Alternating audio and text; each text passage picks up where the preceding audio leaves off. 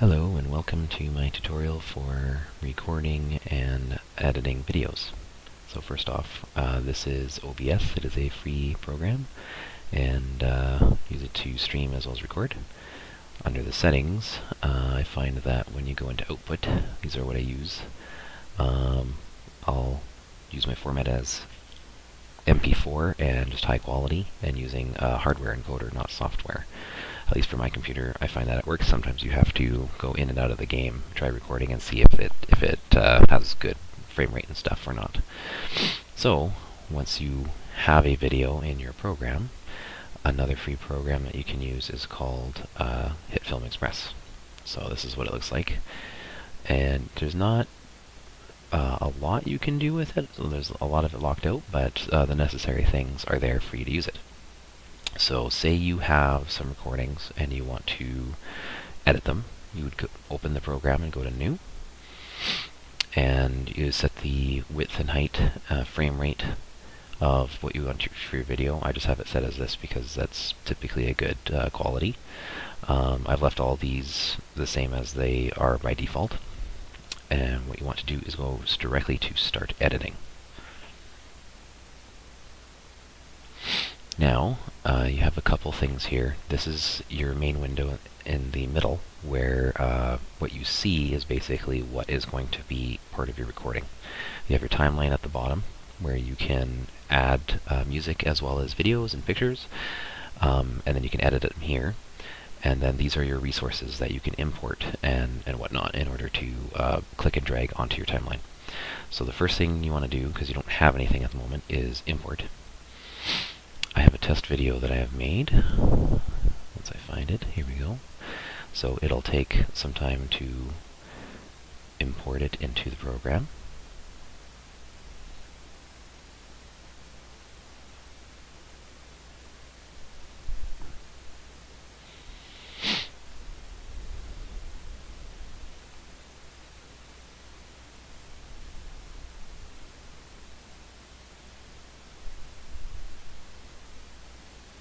There we go.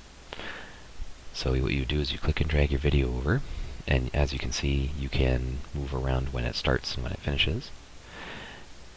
If you use your wheel mouse, you can actually, normally, I guess you have to use a slider. You can use the slider at the bottom here to zoom in and zoom out of your video, and you can use the bar at the bottom to basically move along, and you can see where the audio track is. Now you can press the space bar at any time to play as if it was a regular video, and then you can press space again to make it stop. So you can basically tap the space to pinpoint exactly when you want to start and stop something. Now the top viewer here, there's some options that you can go at the top. You can actually edit the playback quality as well as what it looks like when it's paused. Sometimes you want to mess around with these settings just to kind of make it so it's a little bit easier to, a little bit quicker to be able to start and stop things. So I usually have the playback quality is usually higher. I'll have the resolution as full. The quality you can put as draft, doesn't matter too much. But the resolution being full is important so that you can kind of see what the end result is going to be. And then the paused I have usually as terrible, because I don't really care what it looks like when it's paused. But you can change those as need be, and depending on how well your computer performs. Now, you have a video. You can find where you can click the slider bar at the top here and get to where you want to go.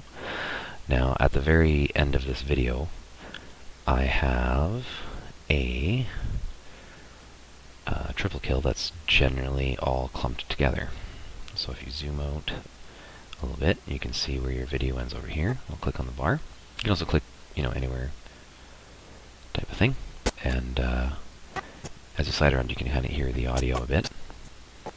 So we'll get to the point where I want to go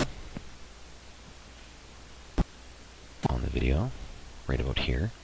Now, when you say you want to make edits at any point in time, either by cutting something out or just to make it so that there's a marker you can actually use this tool here called the slice tool. Now, once you have your white line on your timeline, you can click on it, and what it will do is it will actually separate the two videos. So as you can see, I can drag it out, and they are now separated. So with that, you can actually add neat things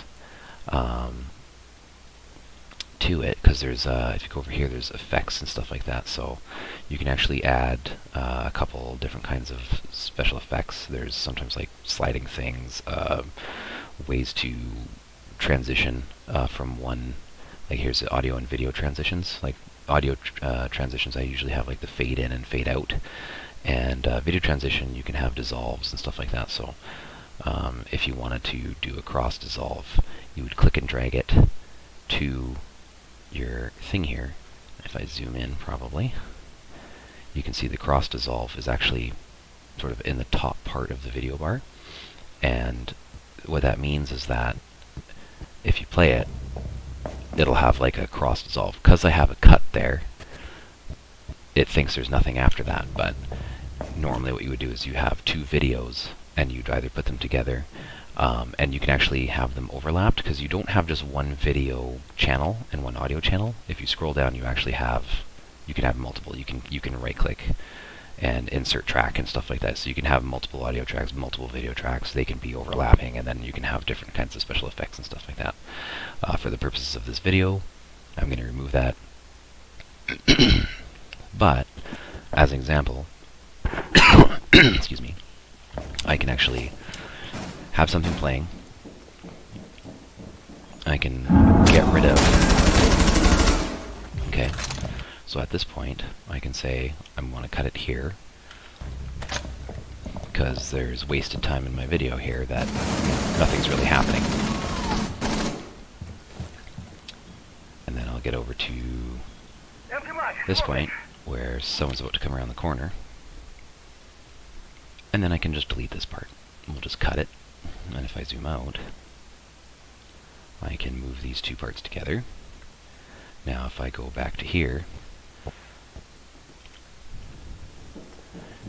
we can skip from me killing that guy straight over to me killing this guy, just to save time for the viewer. So that's just kind of an example of, you know, editing your video. And then you can also, if you want, do transitions and stuff. Now, say that you want to make some text on the screen or something like that. What you actually have to do is, say this part here, if you right click it, you need to go make composite shot. In order to put any kind of text on the screen, it has to be a composite shot. So you just hit OK. That composite shot now allows you to, over here, you can click on the text, and you can actually do a bar, and you can type in stuff.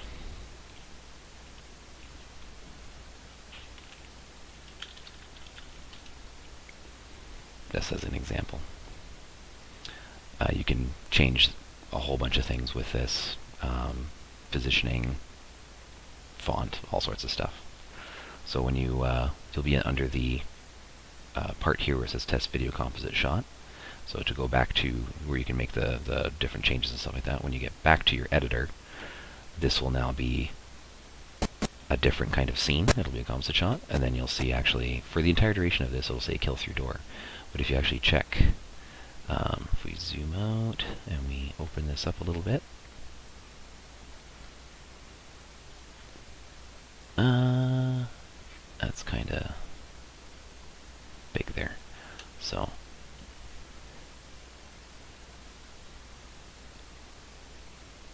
it'll behave a little bit differently for a composite shot, but you can see how the text will be on that particular point. So now say you've got your video all nice and neat. Say I don't want the rest of the stuff here, I can just cut it. We'll zoom out, and I'll have my video as just, oh, Oh, I think I accidentally cut out more than I intended to. Oh well, whatever. But say you have your video of what you want. Now, there's two things here. There's a little lighter area here that is actually part of what you're exporting. You can actually slide it and click it. So you can adjust where you want your video to actually end. There can be a whole bunch of scenes after that, you know, that won't get exported. Or you can do just of what your contents are. So if you see the export here, there's a little arrow next to it. You click on that. You can do the in-out area, which is the white part, the lighter part here, or you can do contents. So it'll tell you the timeline is bound to your export queue. You would go to export. And under the queue here, it'll be at the very bottom.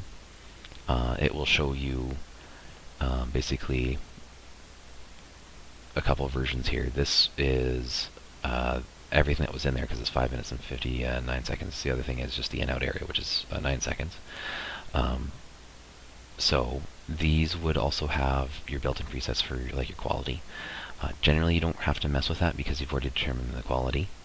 And what you would do though is you would just click Start Exporting, and it will show you a little piece of the video that you had, and it will take some time. You can actually slide this over, and it will actually show you the percentage of what you're at.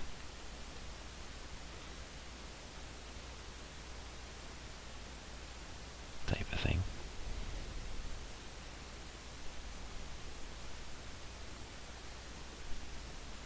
So yeah.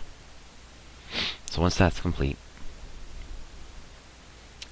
it generally takes about as long as the video takes to play.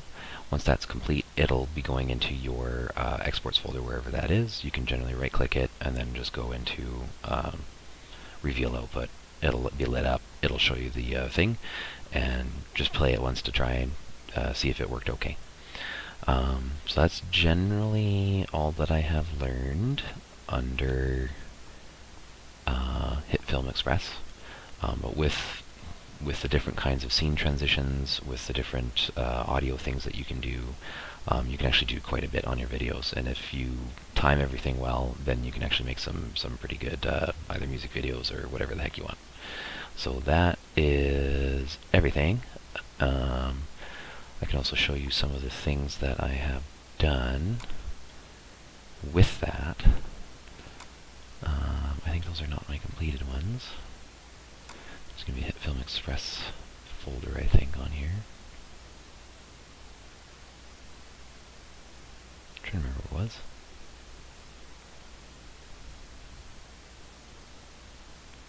I don't see it. Actually, I can just go into HitFilm Express and find one. Under my export. We'll just do that.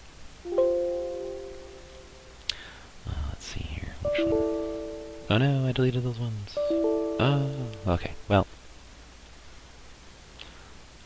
I am not sure where those videos are anymore. I thought they were on my desktop somewhere. Oh, here it is. So exports. So some of these are some of the videos that I've done. We can maybe do one of the ones where I did some stuff. I'll just lower the audio on here.